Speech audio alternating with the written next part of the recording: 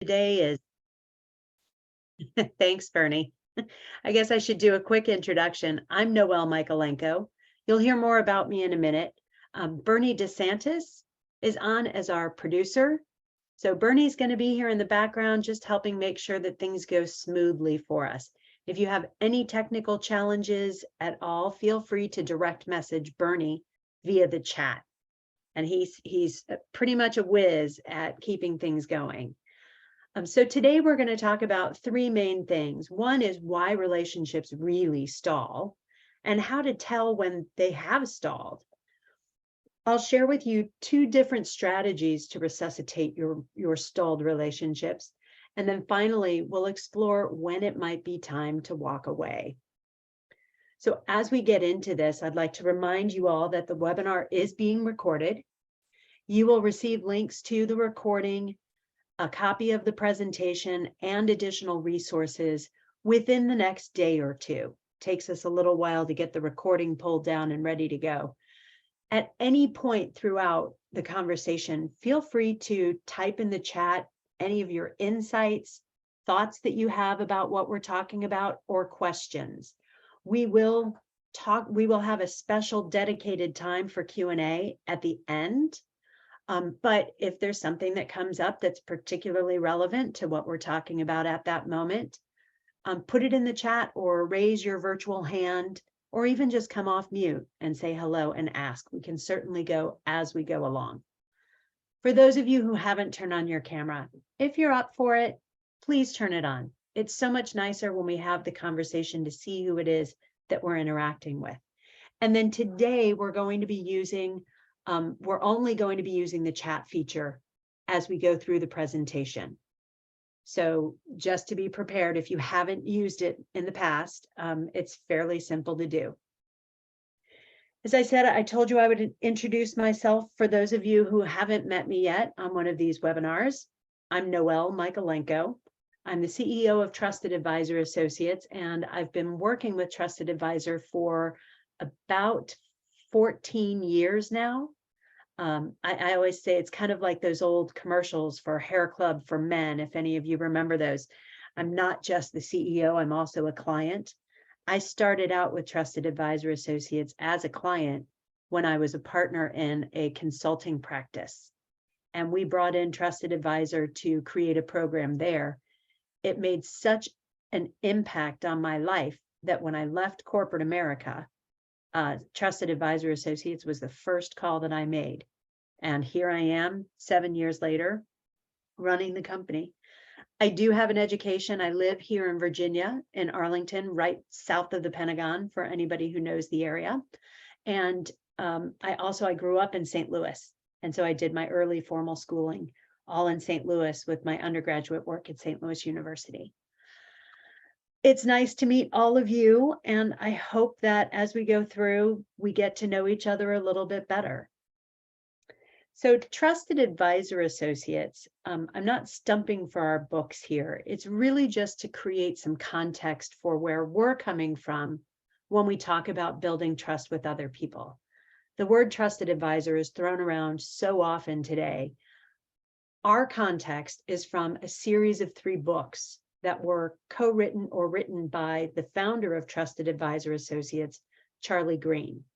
So the original Trusted Advisor was written in 2001, and we reprised a 20th anniversary edition in 2021, so just a couple of years ago. That's really the core of all of our work around building trust.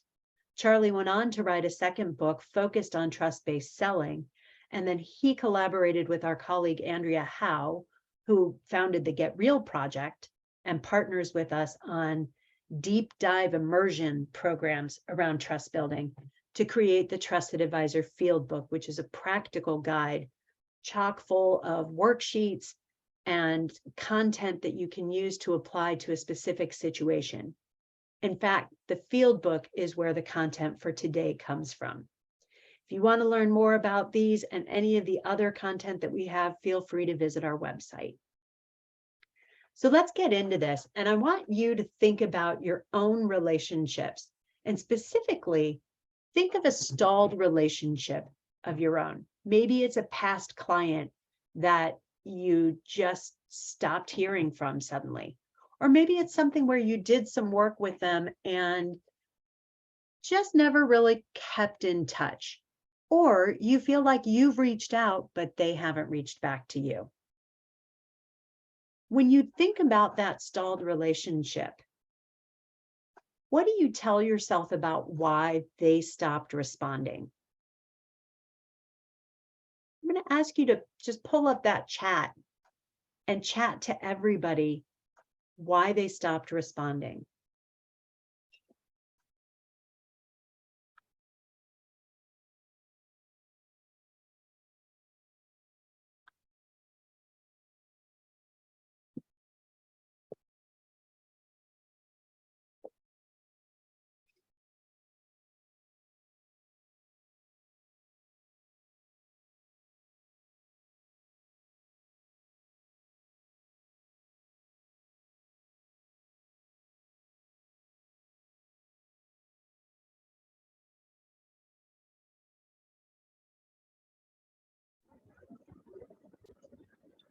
Yeah, we're starting to get the answers pouring in now.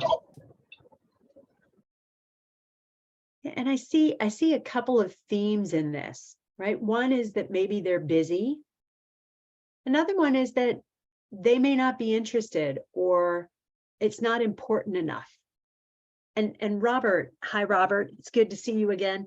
I like that you're thinking about maybe there's something that I did, they weren't satisfied or they weren't happy with something, right? But in all of these, the theme that I see is that we tell ourselves it's something about them. They're not interested or they're too busy, right? And yet underneath all of that, and forgive me if I'm projecting a little bit, there's often this little niggling sense of, I wonder if it's something that I did. I didn't create the value for them, or I must have made a mistake, or they must not be happy with what's happening, right? It's easy for us to take things personally when our clients stop responding. But in fact, there are 1,000 factors that could be the root of why the communications broke down. They may not have ever got your message. Maybe they're no longer in that role, or somebody else has already said no, and they feel it's awkward to reach out. They might not have budget, or they don't have the authority to proceed, right? Any of these thousands of reasons, most likely the very last one on that list is that it's something that I've done. So where we have a tendency to create a story in our head about why they aren't reaching back to us, if you find yourself thinking it's something that I've done, give yourself a little bit of a break. First, we need to really identify the problem. What is the cause of the breakdown, right? And for this, I just want to bring up the trust equation. And the trust equation, if you're not already familiar with it, simply says that your trustworthiness is a function of your credibility, what you say and how you say it. Can they believe what you say? Can they trust what you say? Your reliability. Do your actions match to their expectations? Do you follow through on your commitments? And then this thing that we call intimacy, creating a sense of safety for the other person in the relationship, really connecting with them on a personal level, getting to know where they're coming from, and letting them get to know us personally. All of those three things build trust. Sitting by itself in the denominator is this factor we call self-orientation. And self-orientation is about our focus. So self-orientation and focus might be on ourselves if we have motives that are centered on us versus on the other person.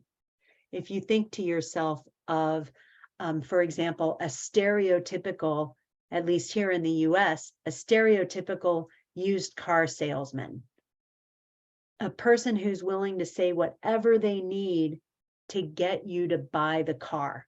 That's somebody who's focused on their own motives and doing what's best for them.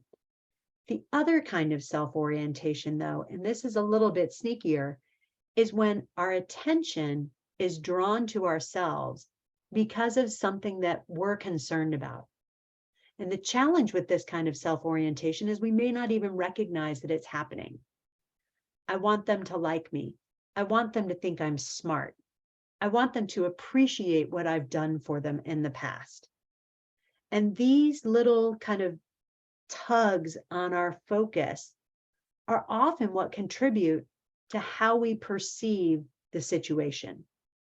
So when you're identifying the cause of the breakdown, what is it that you're trying to do by rekindling the relationship, right?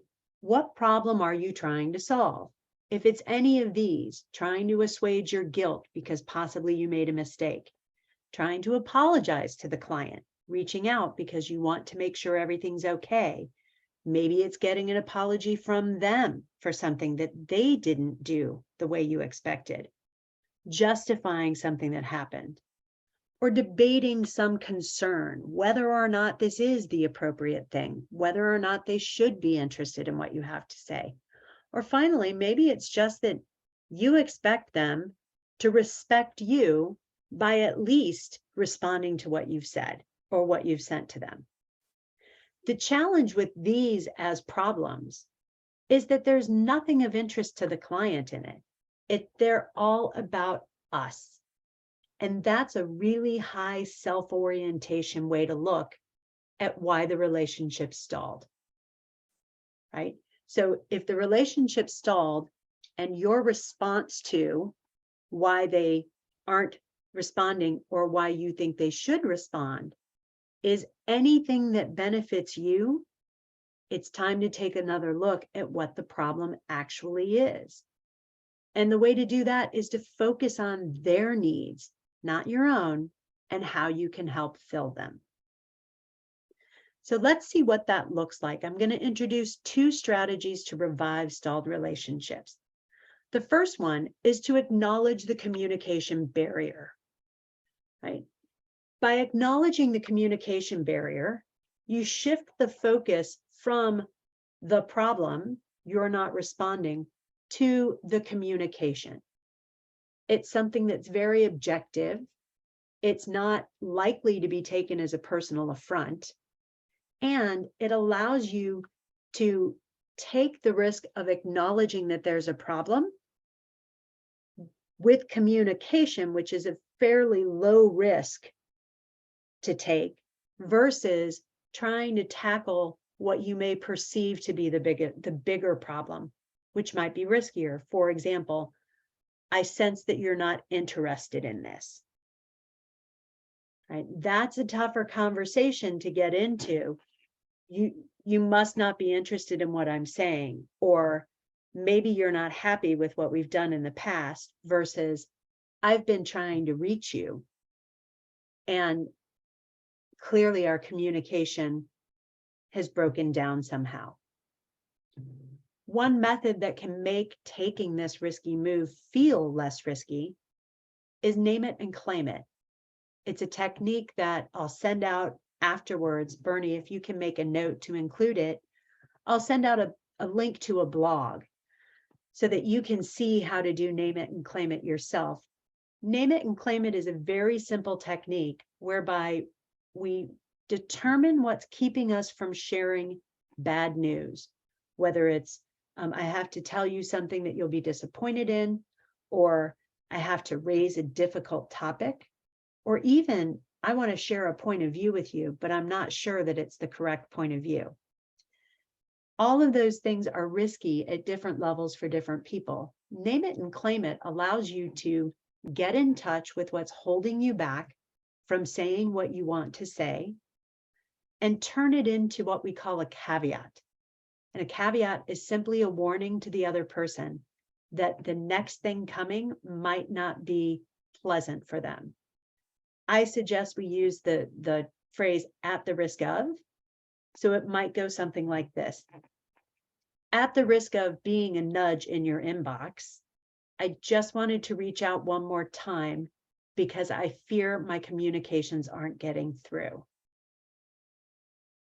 So by saying at the risk of being a nudge in your inbox, I'm letting the other person know that I recognize there's some risk in what I'm doing.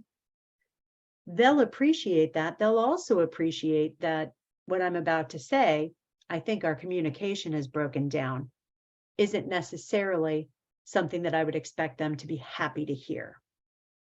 So as I said, I'll give you a link to a blog post and you can explore more about Name It and Claim It after the session. As you think about your stalled relationships, in what situations might acknowledging the communication barrier work for you? And I want you to go ahead and chat. Like, where do you think, what types of communication breakdowns or what reasons for communication breakdowns would this be a useful strategy?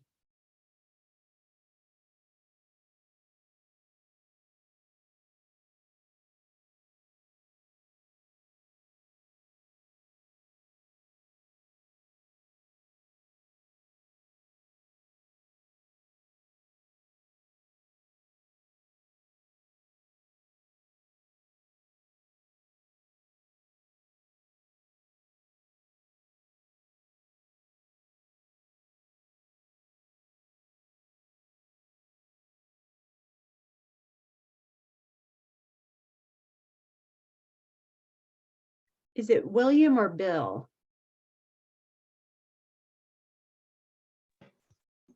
Either is fine. It's Bill, actually. Thank you.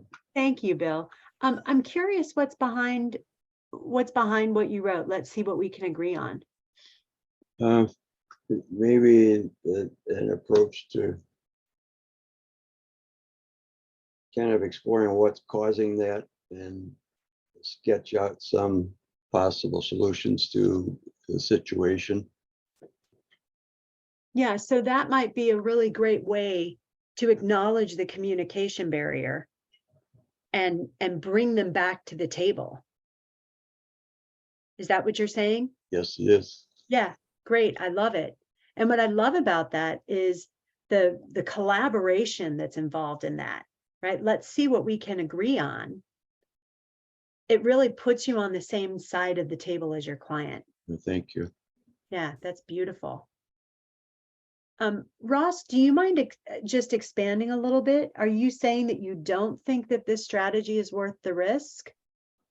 Do you feel that it's too risky to acknowledge the communication barrier? Correct. I just think it'd be too easy for them to disconnect totally. Can you say a little more about that? Well, they think that there's a communication barrier and you're calling it out. They might just say, well, yeah, I'm not even going to respond to that. Yeah. Yeah. So, so what I'm hearing from what you're saying is that there are situations where this is not the right strategy to use because it kind of gives them an out. They can just say, that's it. You know, I just don't even have to respond to this. So for you, it wouldn't work in a situation where you think that there's a lot at stake, or maybe where there's a defined, you kind of know what the situation is. Yeah, it might make matters worse. Yep. And that's a really good awareness to have, right? I love Robert and Jack.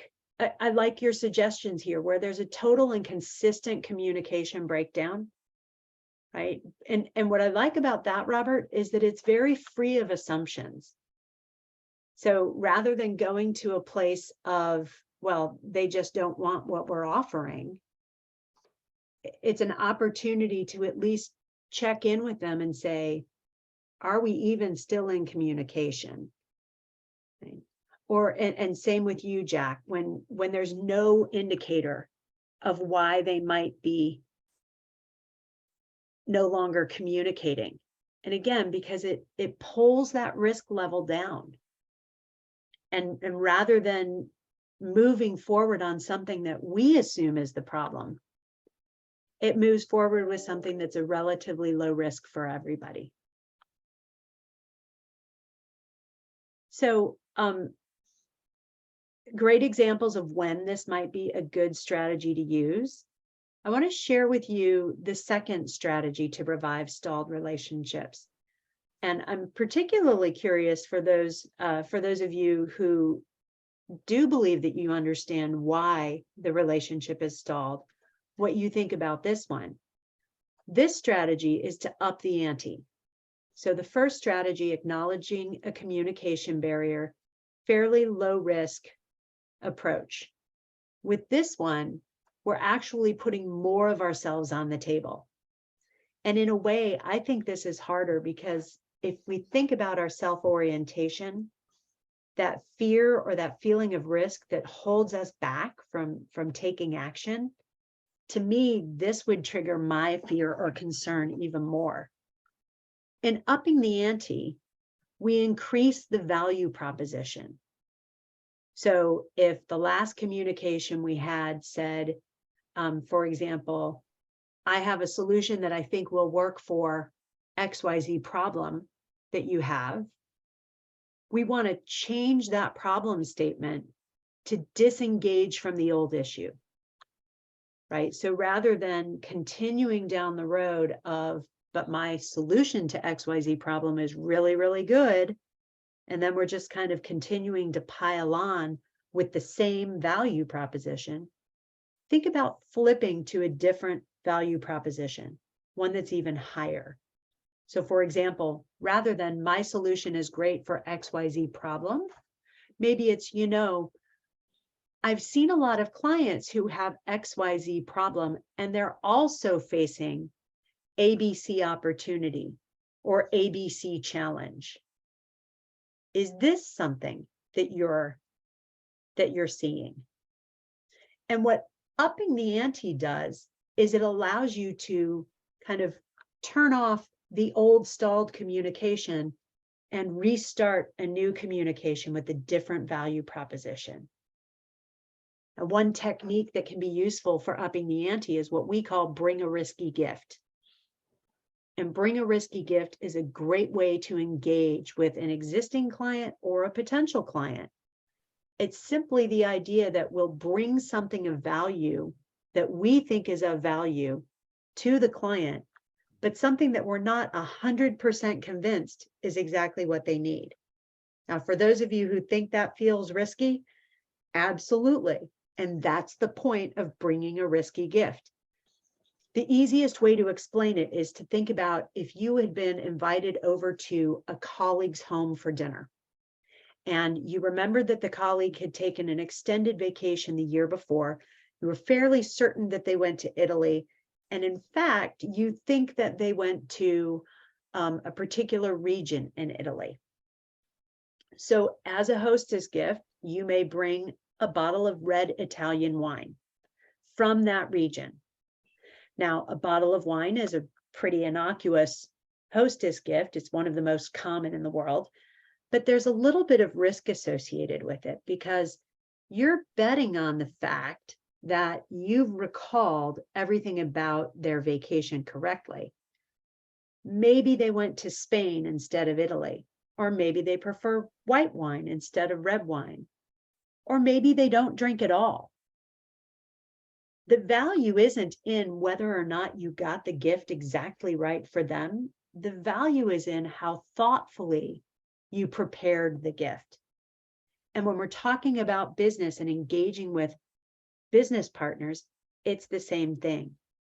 Bring a point of view or a perspective on something that's happening in their business or in their industry that you suspect is going to be valuable to them. And if you think about what's the worst that can happen, say I bring a perspective and say, a lot of people who have similar companies to yours have challenges with internal team trust. And as a result, they find that it takes longer to get things done. They have processes that have become overly bureaucratic. Are you seeing these things? The best case scenario is that that person is going to say, why, yes, we absolutely are seeing those things. Is there something that you have in mind to help us?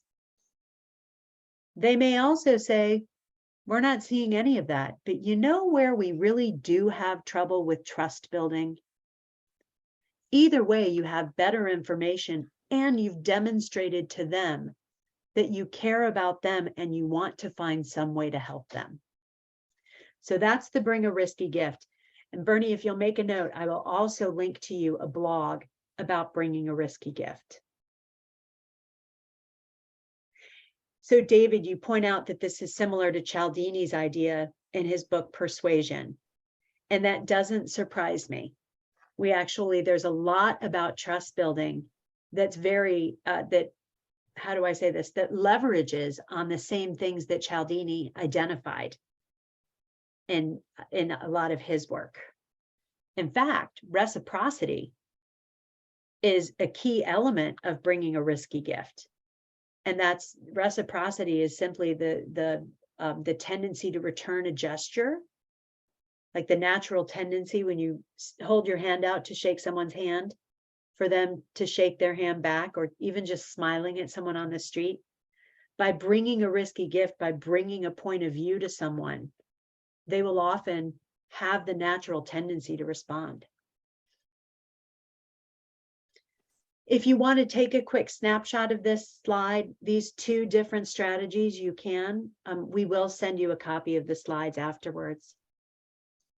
So thinking back on the types of stalled relationships, what kind of situations might lend themselves to upping the ante? And go ahead and just pull up that chat and share your point of view of when you think upping the ante might be a good strategy to use.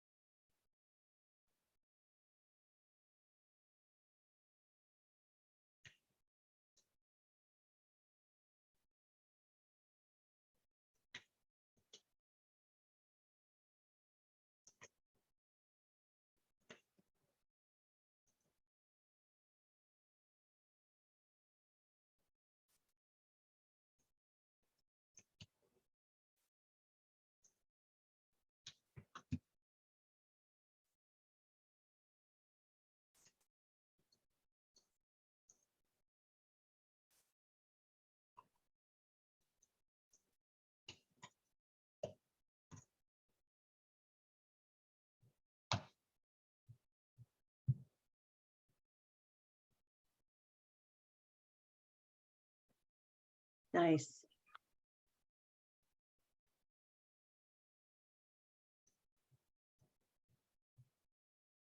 So interesting, Bill, when too much order means they're practicing what they already know rather than trying things they haven't done before. I love that, right? You get it, you can get a sense that they're kind of stuck in one way of seeing things.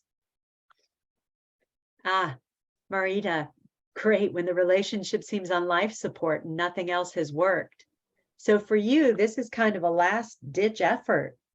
I've exhausted everything else, and this is kind of my last chance.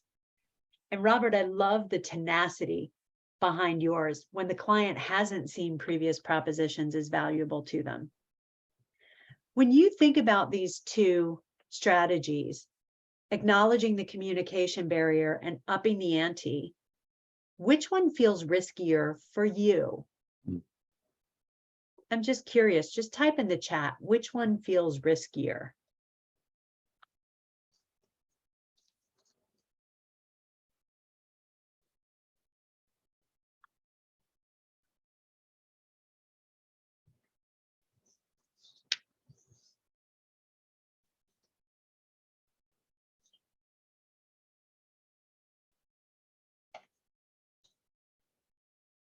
Yeah, it's fascinating, right? We all have very different levels of aversion to risk, and some things that feel risky to me might not feel risky to somebody else at all. Nice. And I love that, Marita, your comment about communication being a two-way street. It can feel like you're challenging them sometimes if you say that. Yep. Bill, I like that too. It's contextual. It depends on what you want to get out of it. So let's look at how do we determine which of these to use. And here are 5 questions that you can use to plan your response when you feel that a relationship has stalled. Number 1, at what point did the relationship stall? What was happening at the time that they stopped responding to you?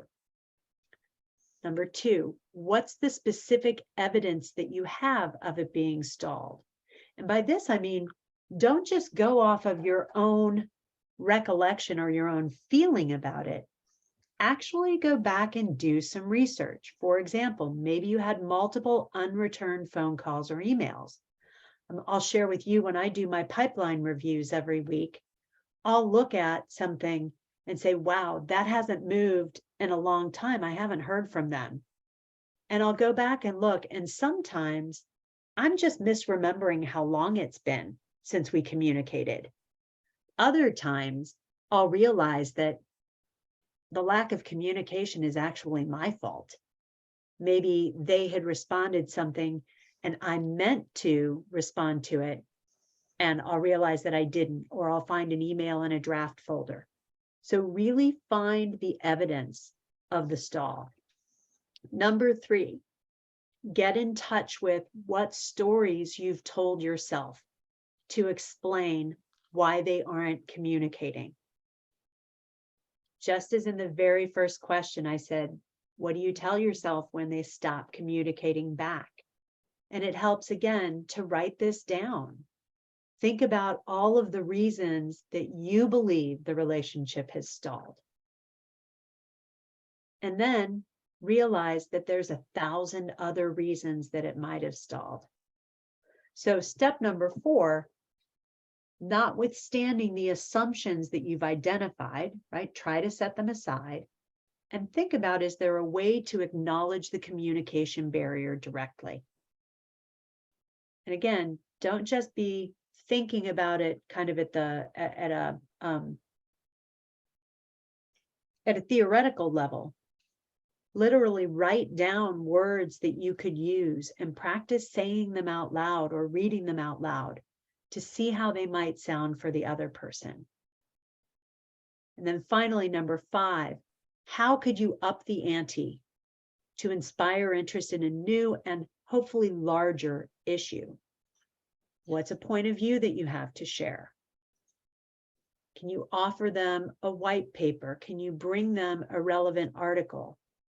Something of value that you can engage beyond where you were in number 1 when the relationship stalled. So if you want to, you can snapshot this. And again, I'll be sharing the slides with you. So the final thing when it comes to the strategy to revive a stalled relationship is to plan out the actions you're going to take.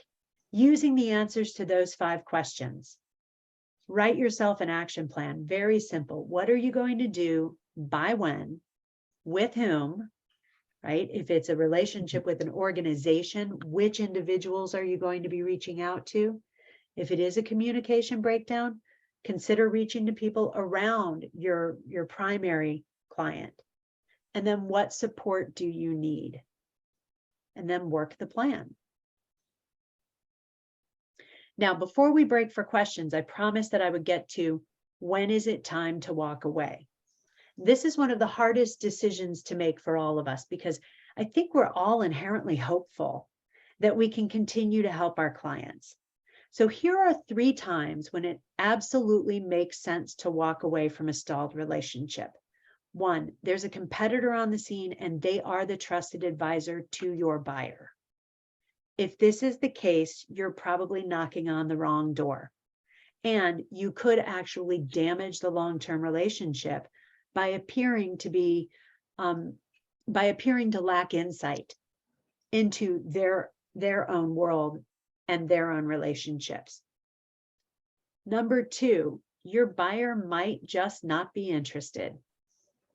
If it's not the right fit, if, again, they just, I get how many, probably 24 emails a day from people that are random emails saying, hey, I noticed that you've got hiring needs, or boy, I want to share with you how we develop mobile apps.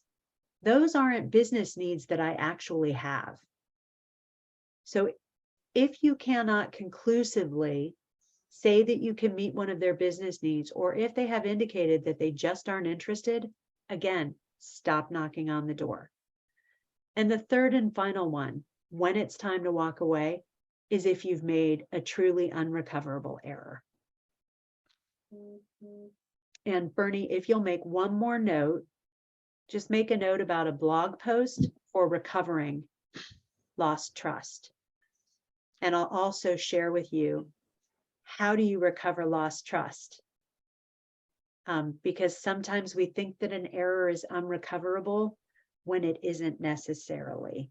Sometimes it's just too hard for us to face it and take the steps to recover lost trust.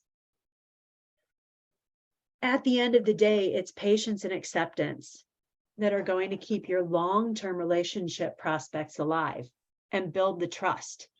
And when you have that long-term deep trust, that's what creates immunity from these temporary setbacks. So hopefully you found a couple of strategies to revive stalled relationships.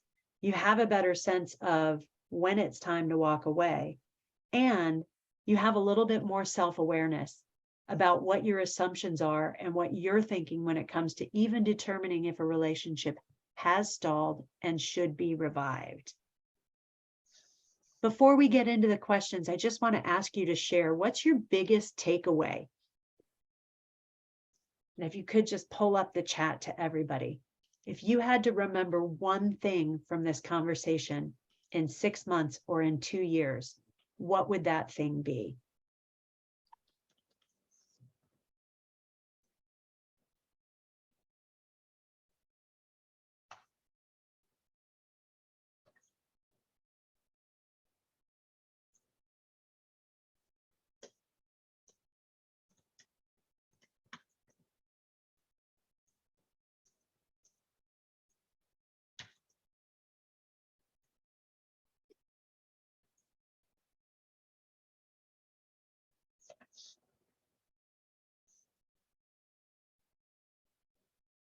Nice, Marita. I love that about being brave to face the unknown.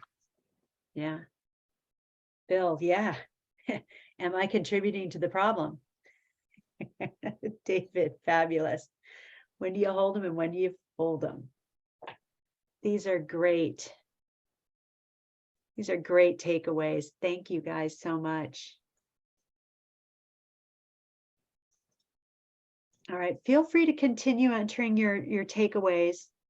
I just want a real quick question from you guys, or I have a real quick question from you. Was this webinar helpful?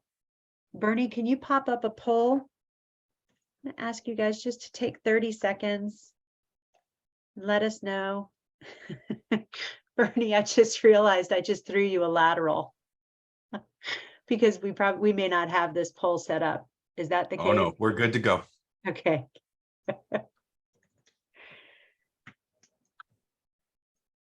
Is the poll up?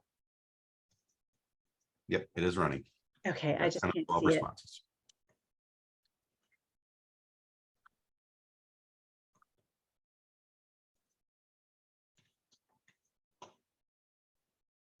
Oh, good. I love it when these things are timely. Yay.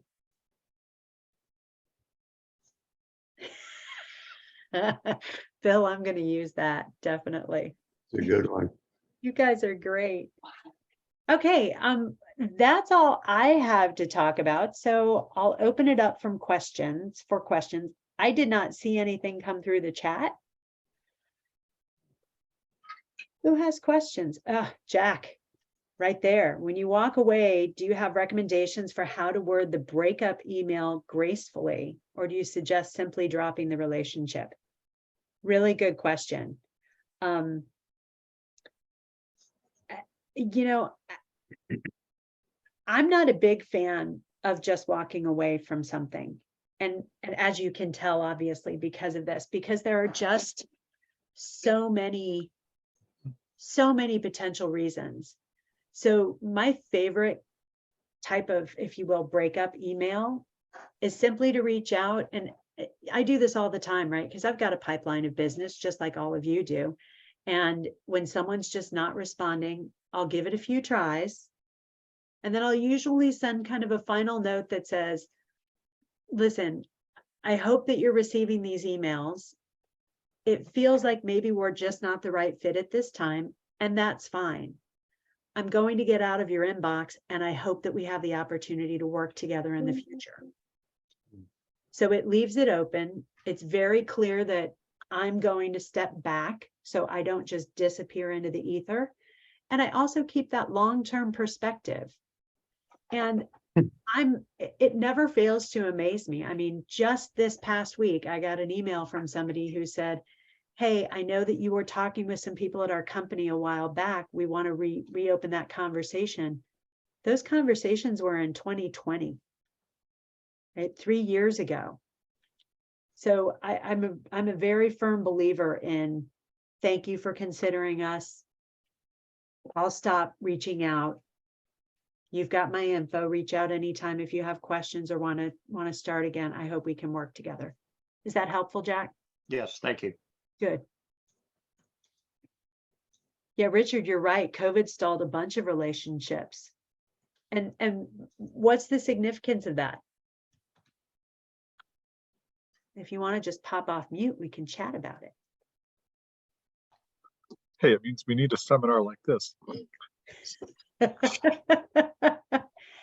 But you know, in a way, COVID is a great almost excuse. If you want to talk about acknowledging a communication barrier, Yeah. right? And it's a great low self-orientation way to do it, to reach out and say, you know, gosh, I can't believe how much time I let go by.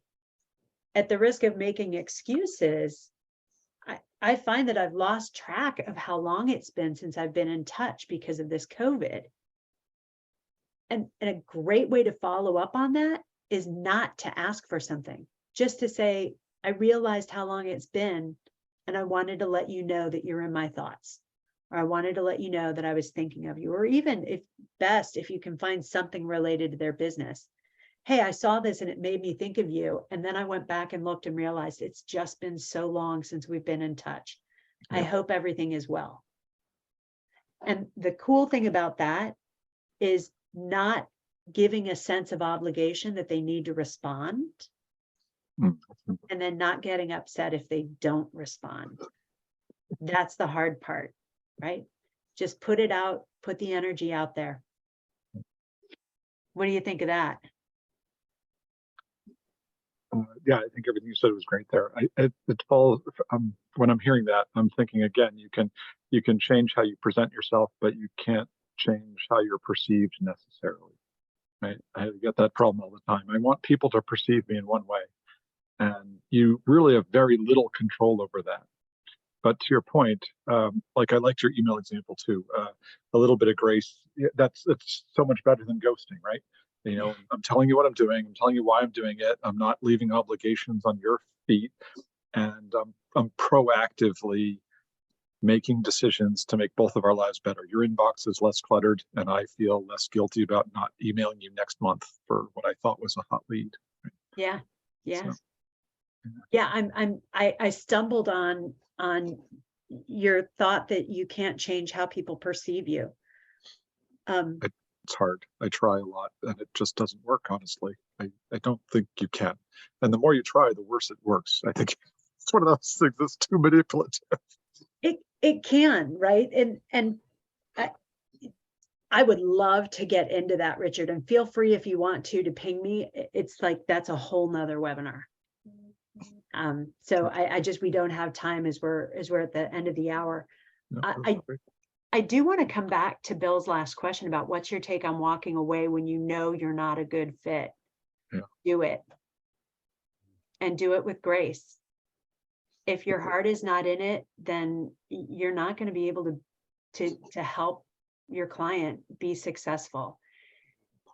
And You know, I would, I go was ahead. just gonna say, when you talk straight, show respect, and play your cards face up, there are certain expectations that I think important to be clear on, and that's how your clients get the most out of you. And if those things are things that they're not comfortable with, facts don't change their mind.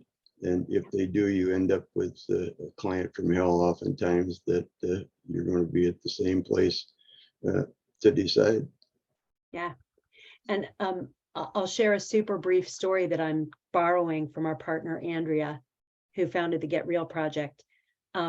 She tells a story of, she was doing it was a trusted advisor workshop that she was doing for a client. And it's a client that we both know through different backgrounds. And there was a miscommunication about, it was like a week or two before the workshop that she was planning for him.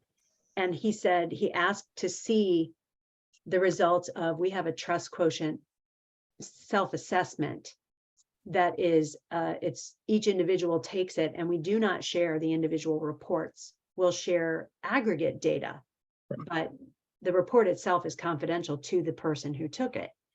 And he came back and asked to see all of the reports. And she said, I'm sorry, that's not what we do. That's not what we told them we would do.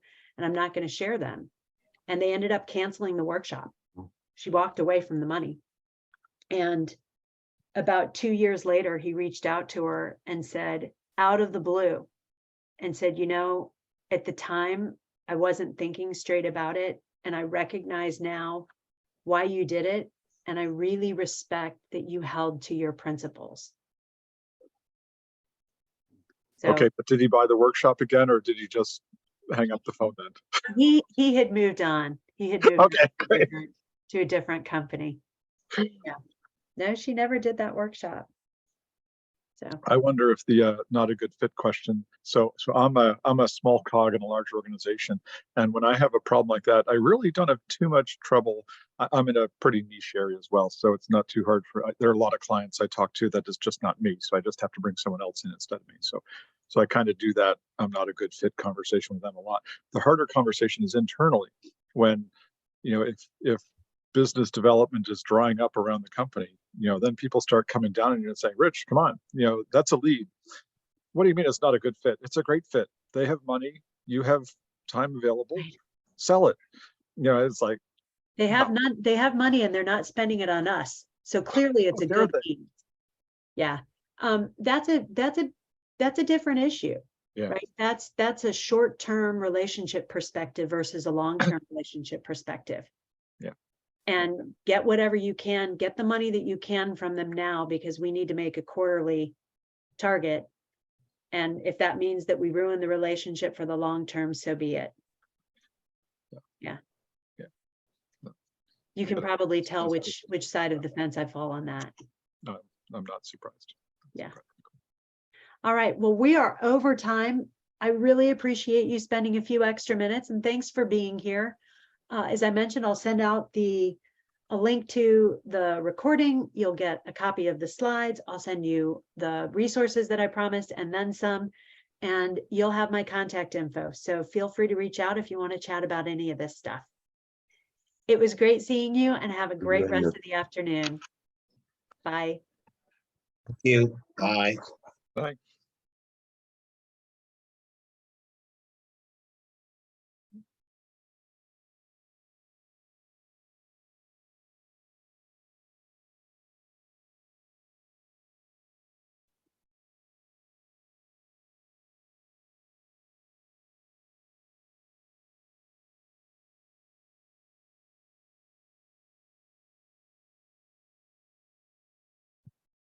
You want to just put them in the waiting room?